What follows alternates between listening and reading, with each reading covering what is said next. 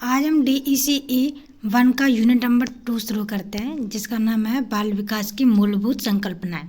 ठीक है, इसमें सबसे पहले हम लोग बाल विकास का मतलब समझ लेते हैं। बाल विकास का मतलब है बालक के व्यवहार में समय के साथ आने वाले परिवर्तन का अध्ययन करते हैं। जिस तरह से बच्चों की उम्र के साथ साथ उनके व्यवहार में जो परिवर्तन आते हैं, उसका अध्ययन हम बाल विकास में करते हैं। बाल विकास जैसे कि बाल मतलब बच्चे का विकास किस तरह से होता है, उसमें किस तरह से परिवर्तन होते हैं, ये सब इसमें पढ़ा जाता है। बाल विकास के विषय का संबंध बच्चों की उस वृद्धि और व्यवहार से है जिसका प्रभाव उनके संपूर्ण जीवन पर पड़ता है। जिस तरह से उनमें परिवर्तन होते हैं, जिस तरह उनकी वृद्धि होती है, वो उनके आने वाले जीवन की आधारशिला होती है ना, जिससे हम लोग पहले से अंदाज़ा लगा सकते हैं कि आने वाले समय में बच्चा किस तरह से व्यवहार करेगा, क्या कितनी प्रगति करेगा इसके विषय में। ठीक है, आगे चलते हैं। अब हम लोग विकास और वृद्धि के बारे में पढ़ते हैं। सबसे पहले हम विकास पढ़ते हैं। विकास क्या है? शारीरिक परिवर्तन, चिंतनशील, सामाजिक, भावात्मक व्यवहार में परिवर्तन।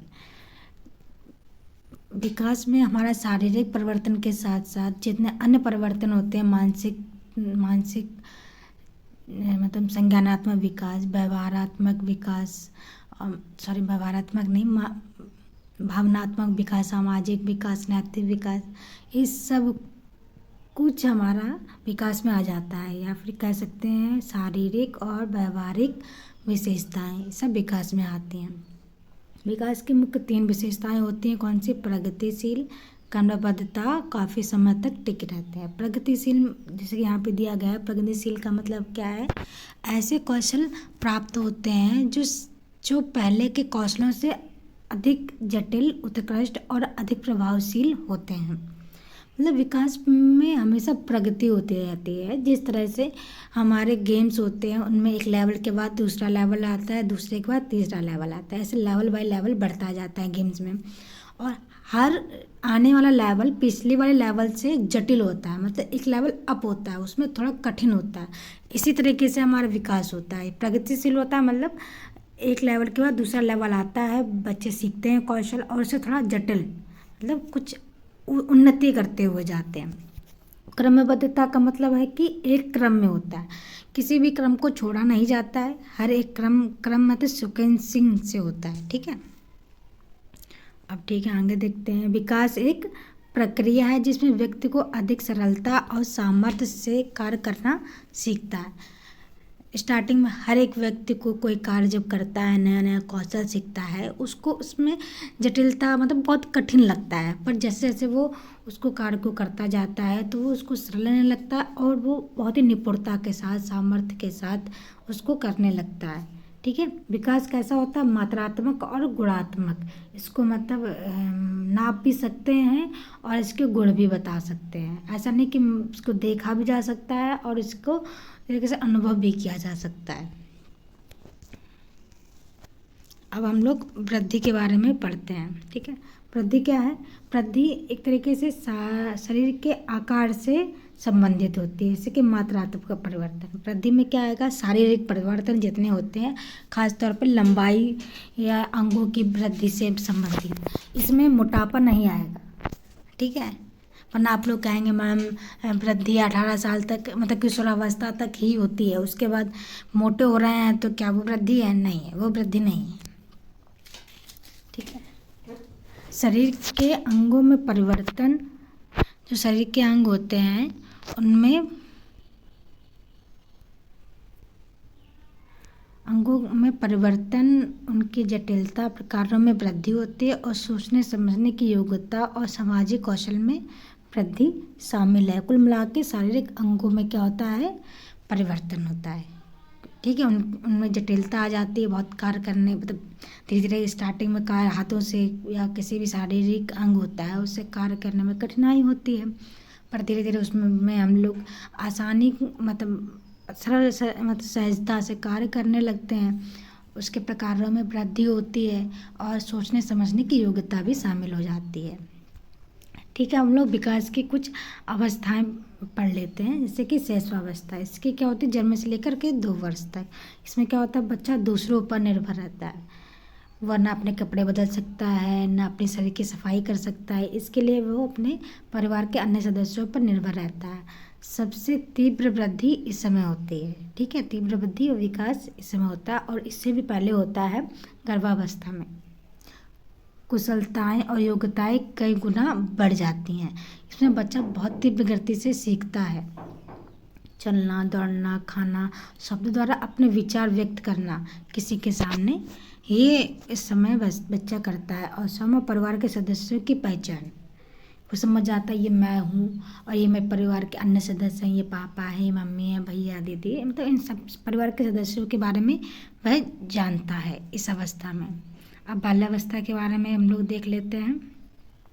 बाल्यावस्था का समय है 2 से लेकर के 12 वर्ष। इसमें प्रारंभिक बाल्यावस्था भी होती है और मध्य बाल्यावस्था भी होती है। 2 भागों में बांटा गया है इसको हम अभी आगे पढ़ेंगे। बाल्यावस्था में क्या होता है, नए कौशल सीखता है बच्चा। शरीर के अंगों के समन्वय में सुधार होता है। स्टार्टिंग में जब कुछ शैशवावस्था में बच्चा होता है तो वो ना सही से कोई चीज़ हाथों में पकड़ पाता है, ना सही से वो चल पाता है। मगर जब वो बाल्यावस्था में आता है तो उसके शरीर के जो अंग हैं उनमें अच्छे समन्वय वो स्थापित कर लेता है। व्यवहार वही सीखता है जो समाज में मान्य हो, ठीक है। वो दूसरे ऐसा नहीं, वो ऐसा व्यवहार नहीं करेगा, ना उसकी अपनी कुछ सोच होती है, ना ही वो अपने सोच के हिसाब से चलता है। वो वैसे ही चलता है जैसा समाज में लोग चलते हैं, या जैसा समाज में जो लोग जैसा करते हैं। सोचने की क्षमताएं परिपक्व हो जाती हैं, जो बच्चा और अच्छे से सोचने समझने लगता है। जैसा वो शैशवावस्था से, मतलब जैसे शैशवावस्था में वो अच्छे सोच समझ नहीं सकता था, यहाँ पे वो और अच्छे से सोच समझ सकता है। स्वयं पैदा करने की योग्यता, स्वयं कार्य करने की योग्यता, अपने कार्य वह स्वयं कर लेता है। अपना कपड़े ठीक करना, नहाना, खाना खाना, है ना। इससे क्या होता है, उसमें आत्मविश्वास पैदा होता है। चलिए अब हम प्रारंभिक बाल्यावस्था के बारे में पढ़ते हैं। इसकी उम्र है 2 से लेकर के 6 वर्ष तक, और मध्य बाल्यावस्था की उम्र है 6 से लेकर के 12 वर्ष तक। और ये दोनों क्या है, बाल्यावस्था। ये क्या है, शाला पूर्व समय।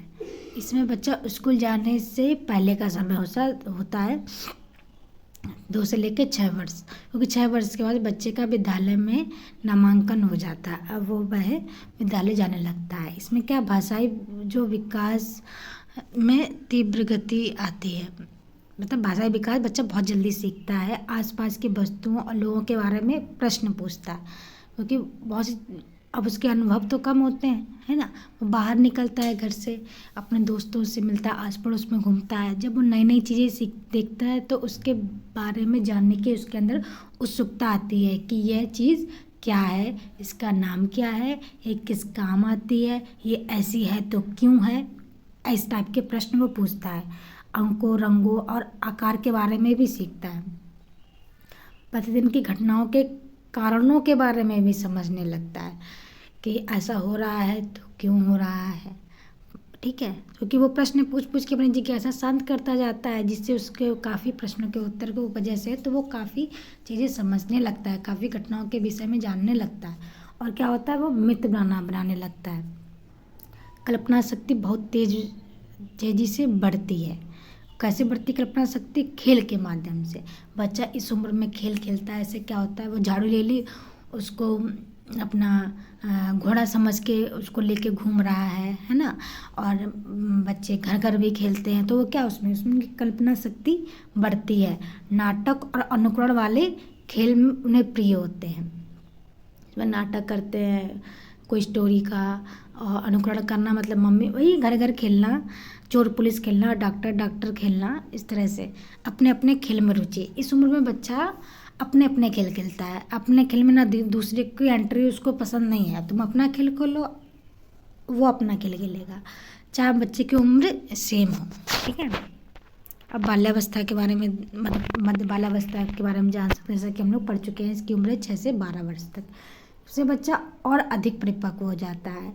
और इसमें क्या होता है, माता पिता की आशाएं बढ़ती हैं। कैसे बढ़ती है, अब 6 वर्ष का बच्चा हो गया, अब वो विद्यालय जाने लगा।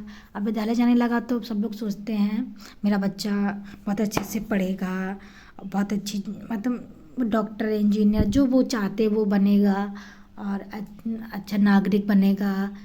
ये सब चीज़ें मतलब उनके आशय बढ़ जाते हैं अपने बच्चों को लेकर। आर्थिक कार्यों के लिए बाहर जाने लगता है या स्कूल जाने लगता है। अब जिनके परिवार में दिक्कत है तो बच्चे आर्थिक कार्य करने लगते हैं, करने के लिए बाहर जाते हैं, तो स्कूल के लिए तो जाते ही जाते हैं। जानकारी का क्षेत्र तेज़ी से बढ़ता है। क्यों बढ़ता है? क्योंकि वो विद्यालय जाते हैं, स्कूल में मतलब पढ़ते हैं, नई नई चीज़ें सीखते हैं और मित्रों से मिलते हैं और दोस्त बनाते हैं, तो इससे उनकी जानकारी का क्षेत्र और तेज़ी से बढ़ता है एकदम से।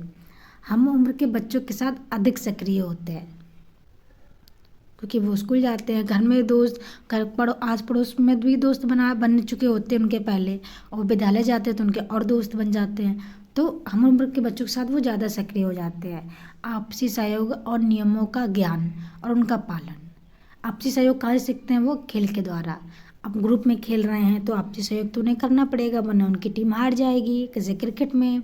और नियमों का पालन करना सीखते हैं, क्योंकि गेम में बहुत सारे रूल्स होते हैं, उनको फॉलो करना होता है ना, और रूल्स के बारे में भी जानते हैं कि इस गेम में कौन कौन से रूल होते हैं। और सामूहिक खेल के विषय में मतलब खेल खेलते हैं। ठीक है। अब किशोरावस्था के बारे में जानते हैं। किशोरावस्था की उम्र होती है 12 से लेकर 18 वर्ष तक। इसको यौवना आरंभ की अवस्था भी कहते हैं। इसकी यौवना आरंभ की अवस्था होती है 11 से लेकर 14 वर्ष तक। इसमें क्या होता है? ऊंचाई व वजन तेजी से बढ़ जाता है। लड़कियों का जो यौवन होता है वो लड़कों से जल्दी आता है। लड़कियां लड़कों के मुकाबले जल्दी मैच्योर हो जाती हैं। और अपने समूह के नियमों और संहिता का पालन करना, वो अपने समूह को ज़्यादा वरीयता देते हैं अपने परिवार के मुकाबले। समूह के प्रति निष्ठा एवं गर्व की भावना, वो अपने समूह को सबसे अच्छा समझते हैं। वो समझते हैं हमारे समूह ने जो कहा है हमें वही करना है। वो अपने समूह के विपरीत नहीं जाते हैं, जो उनके फ्रेंड ग्रुप होते हैं। ठीक है, आगे देखते हैं। विचार और भी विकसित व जटिल हो जाते हैं उनके विचार। ठीक है। और अमूर्त समस्याओं का समाधान करना सीख जाते हैं, क्योंकि किशोरावस्था में बच्चों में अमूर्त चिंतन का विकास हो जाता है। और किशोरावस्था के पहले मूर्त चिंतन होता है। ठीक है। जो चीज़ें दिख रही होती हैं बच्चा उसी के बारे में सोचता है। मूर्त चिंतन में, अमूर्त में जो नहीं भी होता है चीज़ें, उसके बारे में भी वो सोच सकता है। तो जो अमूर्त चिंतन कर सकता है तो वो अपनी अमूर्त समस्याओं का समाधान भी करना सीख जाता है। इसके बाद जो आती है स्टेज वो वयस्क। 18+ जो हो जाते हैं वो वयस्क हो जाते हैं, और यहाँ पर आकर के हमारी वृद्धि रुक जाती है। मतलब रुक क्या जाती है, मतलब हो जाती जितनी होनी होती है शारीरिक वृद्धि। इसमें क्या? आर्थिक सामर्थ्य, वैवाहिक जीवन प्रारंभ हो जाता है, शारीरिक परिवर्तन पूर्ण हो जाते हैं और व्यक्ति परिपक्व हो जाता है। तभी तो 18 के बाद हम लोग को वोट डालने का अधिकार मिल जाता है। अच्छा समझा जाता है व्यक्ति परिपक्व हो चुका है, तो यह अच्छा निर्णय ले सकता है। विकास के क्षेत्र भी पढ़ लेते हैं हम लोग। क्या क्षेत्र होते हैं? शारीरिक विकास, क्रियात्मक विकास, संज्ञानात्मक विकास। ठीक है। शारीरिक विकास में क्या होता है? जितने भी हमारे शारीरिक परिवर्तन होते हैं, उनके शरीर के अंगों का आकार, बनावट और अनुपात, इनमें परिवर्तन आता है। ठीक है। और जो शारीरिक परिवर्तन हमारा गर्भ से लेकर के किशोरावस्था तक ही होता है। किशोरावस्था का मतलब 18 वर्ष तक। ठीक है। क्रियात्मक विकास, इसमें क्या होता है? शारीरिक गतिविधियों पर नियंत्रण। जो हमारे शरीर की गतिविधियां हैं पर उनमें नियंत्रण आ जाता है। चलने में, कोई चीज़ को पकड़ने में, लिखने में, है ना, कोई भी कार्य है, समय के साथ कौशल निपुण होते जाते हैं। अब बच्चा जब शिशुअवस्था में होता है धीरे धीरे वो क्या करता है? पलटना सीखता है, फिर घुटनों के बल चलना सीखता है, फिर एक पैर रख के दूसरा पैर रख के गिरते गिरते चलना सीखता है, फिर वो और चलना सीखता है मजबूत होके, फिर धीरे धीरे वो दौड़ना सीखता है। इस तरह से निपुण हो गया ना वो कार्य में। यही चीज़ है यहाँ पे। संज्ञानात्मक विकास, विचार शक्ति का उभरना। बच्चे सोच लेते हैं अपनी चीज़ें। व्यक्ति में सोचने की क्षमता पिछली अवस्था की तुलना में गुणात्मक रूप से भिन्न और अधिक विकसित होती है। अब शिशुअवस्था में बच्चा इतना अच्छे से नहीं सोच सकता था। ठीक है। फिर क्या? फिर वो धीरे धीरे बाल्यावस्था में बच्चे की सोचने की क्षमता और अच्छी हो गई, और किशोरावस्था में वो अमूर्त चिंतन करने लगा, है ना। तो उसकी मतलब वृद्धि होती है सोचने के तरीके में, क्षमता में। लो सामाजिक परिवर्तन रह गया था। सामाजिक परिवर्तन, सॉरी, समाज सामाजिक विकास व्यक्ति को समायोजित व्यवहार करने में समर्थ बनाती है। वो वही व्यवहार करता है जो समाज में मान्य हो। व्यक्तियों में संबंध एवं अंतःक्रिया, व्यक्तियों के संबंध स्थापित करता है, उनके बीच अंतःक्रिया करता है। और सबसे इम्पोर्टेंट बात, हम लोग समाज से सीखते हैं, समाज हमसे सीखता है, हम समाज से सीखते हैं। हम लोग ही मिलकर के समाज का निर्माण करते हैं। ठीक है, चलिए हमारा लास्ट बचा हुआ है भावात्मक विकास और हमारे व्यक्तिगत भिन्नता। भावात्मक विकास, ठीक है, मनोभाव के उभरने, सामाजिक रूप से स्वीकार और अभिव्यक्ति के ढंग से और सही ढंग से व्यक्त करना। देखिए, बच्चा जब छोटा होता है तब उसका इमोशनल डेवलपमेंट उतना अच्छा नहीं होता। उसको जो चीज़ चाहिए वो चाहिए, उसके लिए चाहे वो रो के, गा के, लोट के, पोट के, कैसे भी करके वो ले लेगा। पर बड़े होके हम लोग रोना आएगा मगर नहीं रोएंगे, अपने इमोशन को कंट्रोल करना सीख जाते हैं। छोटे बच्चे होते हैं उनका इतना अच्छा नहीं इमोशनल डेवलपमेंट होता है, उनको गुस्सा आती है तो वो गुस्सा कर देते हैं। पर बड़े होने के बाद हम लोग को सही मात्रा में, सही व्यक्ति के ऊपर, सही समय के ऊपर संवेग अपने मतलब दिखाते हैं कि कहाँ पे सही समय, किस तरह से हमें रिएक्ट करना चाहिए, कितनी मात्रा में करना चाहिए और किस समय करना चाहिए, है ना। ये सब चीज़ें सोच के हम अपने इमोशन व्यक्त करते हैं। तो यही चीज़ है, सही ढंग से व्यक्त करना इमोशन, यही है। अब व्यक्ति भिन्नता के बारे में और पढ़ लेते हैं। दो बच्चे कभी समान नहीं हो सकते। दो बच्चे क्या, दो व्यक्ति कभी समान नहीं हो सकते, उनमें कुछ ना कुछ भिन्नताएं अवश्य होंगी। दोनों की ना रुचियाँ एक जैसी हो सकती हैं, अगर रुचियाँ अलग हैं तो कोई और चीज़ विपरीत होगी, कुछ ना कुछ भिन्नता अवश्य होगी। जैसे व्यक्तित्व, कौशलों और विचारों में विभिन्नता मिलेगी। दो व्यक्ति कभी सेम नहीं हो सकते, चाहे वो जुड़वा ही क्यों ना हो। तो जुड़वा बच्चे भी कभी समान नहीं होते, उनमें भी विभिन्नता पाई जाती है। ठीक है, तो यहाँ पे हमारा यूनिट नंबर जो 2 था वो ख़त्म होता है। और आप मेरे चैनल पर जुड़े रहिए, मैं आगे आने वाले समय में DECE के सभी सब्जेक्ट के यूनिट वाइज वीडियोस लाती रहूँगी। Thank you.